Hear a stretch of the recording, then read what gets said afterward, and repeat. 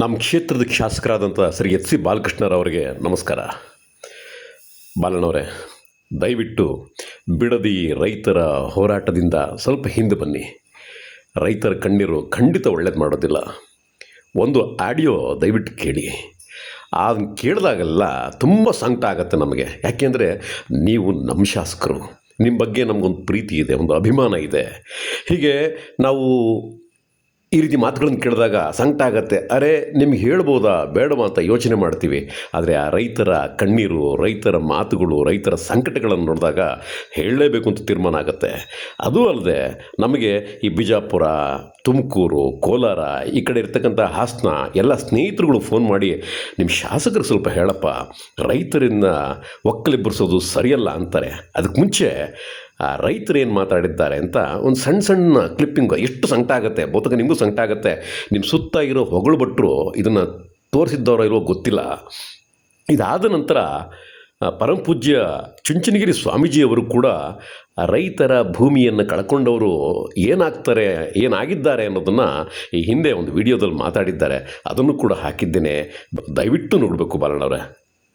ನಮ್ಗಳು ಅವನು ತಗ್ಲಲ್ವಾ, ನಮ್ಮ ಮಕ್ಕಳುಗಳು ನಮ್ಮ ಮಕ್ಕಳುಗಳು ತಗ್ಲಲ್ವಾ ಅವನಿಗೆ? ಅದು ಯಾಕೆ ಕಾಲ್ ಮಾಡ್ತಿರೋ ನಿಮ್ಮ ಮನೆ ಒಳಗ?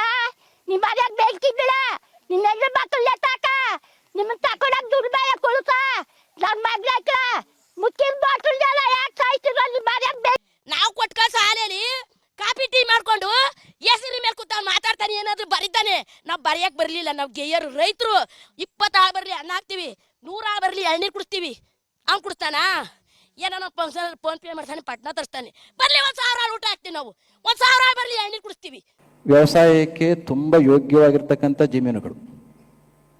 ಇವತ್ತು ನಮ್ಮ ಬೆಂಗಳೂರಿನ ಸ್ಲಮ್ನಲ್ಲಿರ್ತಕ್ಕಂಥ ಜನಗಳು ಯಾರು ಅಂತ ಮೊನ್ನೆ ಒಂದು 2-3 ಸಂಸ್ಥೆಗಳನ್ನು ಸ್ಲಮ್ಗಳಲ್ಲಿ ಮಾಡಬೇಕು ಅಂತ ಚುಂಚನಗಿರಿ ಮಠದಿಂದ ಹೊರಟಾಗ ಈ ಗೋಪಾಲಯ್ಯ ಇರ್ತಕ್ಕಂಥ ಮಹಾಲಕ್ಷ್ಮೀಪುರಮಿನ ಸ್ಲಮ್ನಲ್ಲಿ ನೋಡಿದರೆ ಅವ್ರು ಯಾರು ಅಂತಂದರೆ, ಇಲ್ಲಿ ಬೆಂಗಳೂರಿನಲ್ಲಿ ಯಾವ್ಯಾವ ವ್ಯಕ್ತಿಗಳು ಲ್ಯಾಂಡನ್ನು ಕಳ್ಕೊಂಡು ಅವತ್ತು ಕೊಟ್ಟಂಥ ಸ್ವಲ್ಪ ಪ್ರಮಾಣದ ಹಣವನ್ನು ತೆಗೆದುಕೊಂಡ್ರು, ಆ ಲ್ಯಾಂಡ್ ಲಾರ್ಡ್ಸ್ಗಳು ಚುಡೆ ಇವತ್ತು ಅವರು ಸ್ಲಮ್ಗಳಲ್ಲಿ ಜೀವನ ಮಾಡ್ತಾ ಇದ್ದಾರೆ. ಇನ್ನು ಮುಂದೆ 1.5 ಕೋಟಿ ಜನಸಂಖ್ಯೆ ಆಗುವ ಹೊತ್ತಿಗೆ ಇದು ಪರಿಸ್ಥಿತಿ ಆದರೆ, ಇನ್ನು 3.5-4 ಕೋಟಿ ಜನಸಂಖ್ಯೆ ಆಗುವ ಹೊತ್ತಿಗೆ ಸುತ್ತಮುತ್ತಲ ರೈತರ ಜಮೀನುಗಳು ನಮ್ಮ SEZಗಳಿಗೆ ಅಥವಾ ಬೆಂಗಳೂರಿನ ವಿಸ್ತಾರಕ್ಕೆ ಆಹುತಿ ಆದದ್ದೇ ಆದರೆ ಆ ಜನಗಳು ಎಲ್ಲಿ ಹೋಗಬೇಕು ಮತ್ತು ಅವರಿಗಿನ್ನೇನು ಗೊತ್ತಿಲ್ಲ, ವ್ಯವಸಾಯ ಮಾಡೋದು ಬಿಟ್ಟರೆ ಗೊತ್ತಿಲ್ಲ, ಅವ್ರಿಗೆ ದುಡ್ಡನ್ನು ನಿಭಾಯಿಸಿ ಗೊತ್ತಿಲ್ಲ. ಇದೊಂದು ಜ್ವಲಂತವಾಗಿರ್ತಕ್ಕಂಥ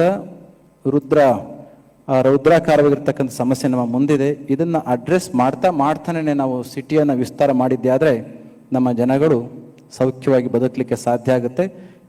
ಮರೂರು ಹ್ಯಾಂಡ್ ಪೋಸ್ಟ್ನಲ್ಲಿ ಮಂಜುನಾಥ್ರವರು ಮಾಗಡಿ ಕ್ಷೇತ್ರದ ಶಾಸಕರಾಗಿದ್ದಾಗ ಅಲ್ಲಿ ಕೈಗಾರಿಕಾ ಪ್ರದೇಶ ಆಗಬೇಕು ಅಂತ ಅವ್ರು ಹೊರಟಾಗ ನೀವು ರೈತರ ಪರವಾಗಿ ನಿಂತ್ರಿ. ರೈತರು ಭೂಮಿಯನ್ನು ಕಳ್ಕೊಂಡ್ರೆ ಅವ್ರು ಬೀದಿಗೆ ಬರ್ತಾರೆ, ಮತ್ತು ಅವ್ರಿಗೆ ಸೆಕ್ಯೂರಿಟಿ ಗಾರ್ಡ್ ಕೆಲಸ ಸಿಗುತ್ತೆ, ಕಸ ಹೊಡೆಯೋ ಕೆಲಸ ಸಿಗುತ್ತೆ, ದಯವಿಟ್ಟು ಭೂಮಿನ ಮಾರ್ಕೋಬೇಡಿ ಅಂಥೇಳಿ ರೈತರ ಪರವಾಗಿ ನಿಂತ್ಕೊಂಡಿದ್ರಿ.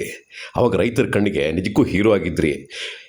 ಮಂಜುನಾಥ್ರವರು ಚುನಾವಣೆಯಲ್ಲಿ ಸೋಲೋದಕ್ಕೆ ಅದೂ ಒಂದು ಕಾರಣ ಆಯಿತು. ಆದರೆ ಈಗ ಮಂಜುನಾಥ್ರವರು ಆ ತಪ್ಪನ್ನು ತಿದ್ದುಕೊಂಡು ರೈತರ ಪರವಾಗಿ ನಿಂತಿದ್ದಾರೆ. ಆದರೆ ನೀವು ಅವತ್ತು ಸರಿಯಾಗಿದ್ರಿ, ಇವತ್ತು ತಪ್ಪು ಮಾಡ್ತಾ ಇದ್ದೀರಿ. ಯಾವತ್ತೂ ಕೂಡ ತಪ್ಪು ಮಾಡಿ ತಿದ್ದುಕೊಂಡವ್ರಿಗೆ ಹೆಚ್ಚು ಬೆಲೆ ಇರ್ತದೆ ಬಾಲಣ್ಣವರೇ. ದಯವಿಟ್ಟು ನೋಡಿ, ಅಂಬರೀಷ್ರವರು ಕಾವೇರಿ ನದಿ ನೀರಿನ ಹೋರಾಟಕ್ಕೆ ಸಂಬಂಧಪಟ್ಟ ಹಾಗೆ ಸಂಸದ ಸ್ಥಾನಕ್ಕೆ ರಾಜೀನಾಮೆ ಎಷ್ಟು ಬಂತು ಅಂದರು. ಸ್ವೀಕರಿಸಲ್ಲ ಅಂತಂದರೆ ಉಪ್ಪು ಖಾರ ಹಾಕೊಂಡು ನೆಕ್ಕೊಳ್ಳಿ ಅಂತಂತಂದರು. ನನಗೆ ಮಂಡ್ಯ ಜನರ ಹಿತಾಸಕ್ತಿ ಮುಖ್ಯ ಅಂತಂದರು. ಅಂಥ ಒಂದು ಬದ್ಧತೆಯನ್ನು ದಯವಿಟ್ಟು ನೀವು ತೋರಿಸಲೇಬೇಕು.